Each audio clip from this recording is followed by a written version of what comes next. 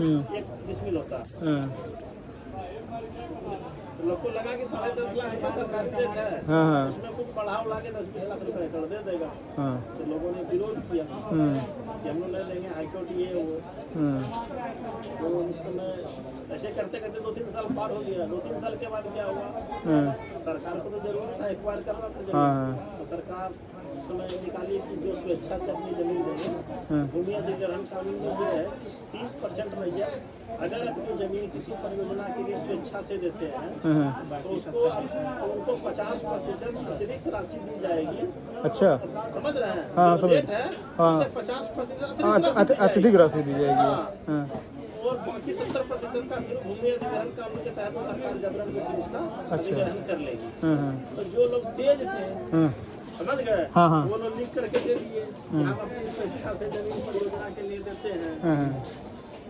जो लोगों ने उस समय लिख के दिया 2010-11 में, उन लोगों ने सबसे पहले मुआवजा उठा लिया। अच्छा, समझ रहे हैं?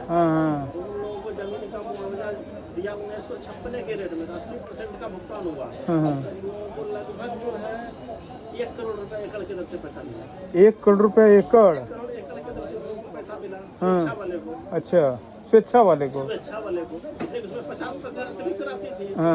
तो जो लोग स्वेच्छा से नहीं दिए उन लोगों को तो दमले करते विभाग में तो घूस का जब वो सोचते कोई 1-2 लाख दिया तो वो 1 करोड़ 20 लाख अपना करा लिया। हाँ, कोई सिस्टम जिसका जैसा सिस्टम हो अंदर हो। कुछ लोग का जमीन प्योर पड़ती था। अच्छा, तो पड़ती वाले को 35 से 40 लाख रुपए एकड़ दिया। अच्छा, मतलब सिंचाई वाली भूमि का अलग रेट, मतलब जो कारण क्या होता है, सरकार के पास तो जो सर्वे का जो खतियान है, खतियान में लिखा हुआ है भीट 1 या भीट 2 पड़ती, उसमें सारा लिखा रहता है। सर्वे हुआ 1960-61 में। अच्छा, 60-61 में क्या था कि जमीन कुछ पड़ती थी, बहुत सारी, बहुत पड़ती थी, बहुत पहाड़ी था, जंगल झाड़ था, लोगों ने वैल्यू में नहीं पाता था।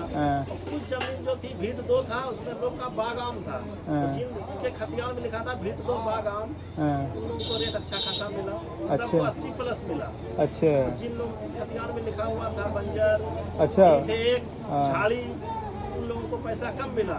लेकिन उन लोगों ने क्या किया, 60 में उस प्रकृति की, अच्छा, इधर के 40-50 साल में उन लोगों ने भी मेहनत करके समतल क्या होगा, आम का पेड़ उसी स्थिति में जैसा जमीन ऊंचा नीचा है उसी में लगा दिया।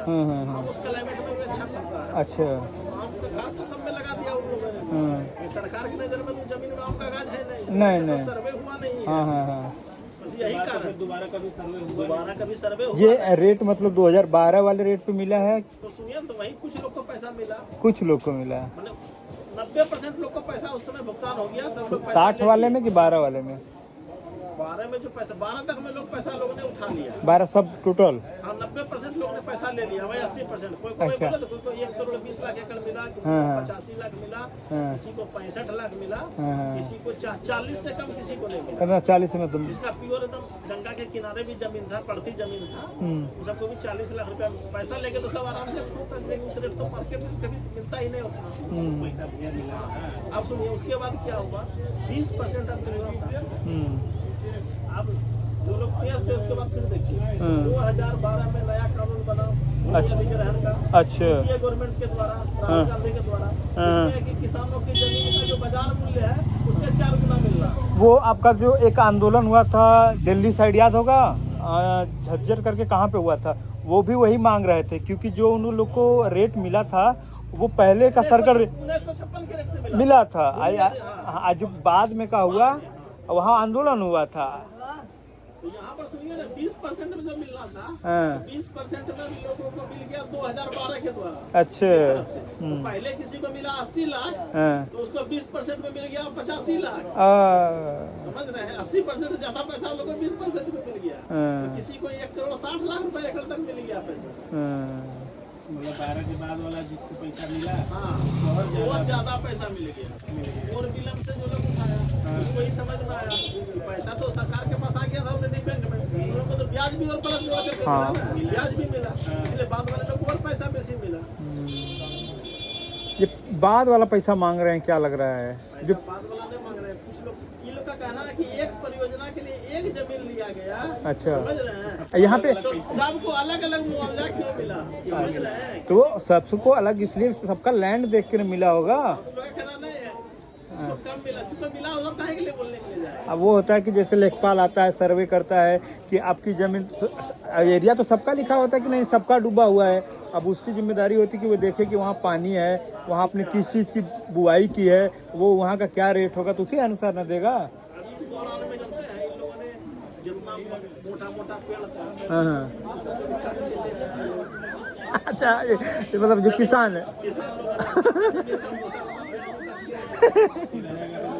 हाँ, उल्ले के चला जाकर पेड़ का भी पैसा दिया सबको ना उस समय। हाँ। सबको पेड़ का भी पैसा दिया अलग से, कोई छोड़ने वाला नहीं। हाँ, पेड़ भी मोटा वाला कर दिया है। उसके बाद जिसका पड़ती है वो खेती करके भी अभी तक खा ही रहा है। हाँ। जिन लोगों का आम का बगान है वो सब आम का बगान बेच रहा है 10 लाख 20 लाख रुपया में। उसको मिल ही रहा है, उसको भी उसका बगान का ही पैसा मिल रहा है। वो सोच रहा है कि आप सोच रहा है कि इतना पैसा खाया हुआ है, आप सोच रहा है कि चला जाएगा। हाँ, वो तो मुंह पे लगा हुआ है ना उनके।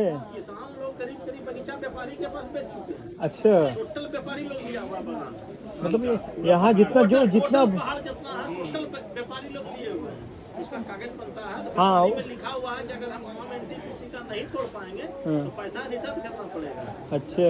समझ रहे हैं? हाँ, पूंजी जो हम लगाए हैं वो हमको रिटर्न करना पड़ेगा। अगर आपकी जमीन का फसल नहीं हो पाए, अभी 2 महीना पहले तक भी बगान बहुत बिका है। अभी उसका बगीचा बगान बिका शंभू खेतान का है।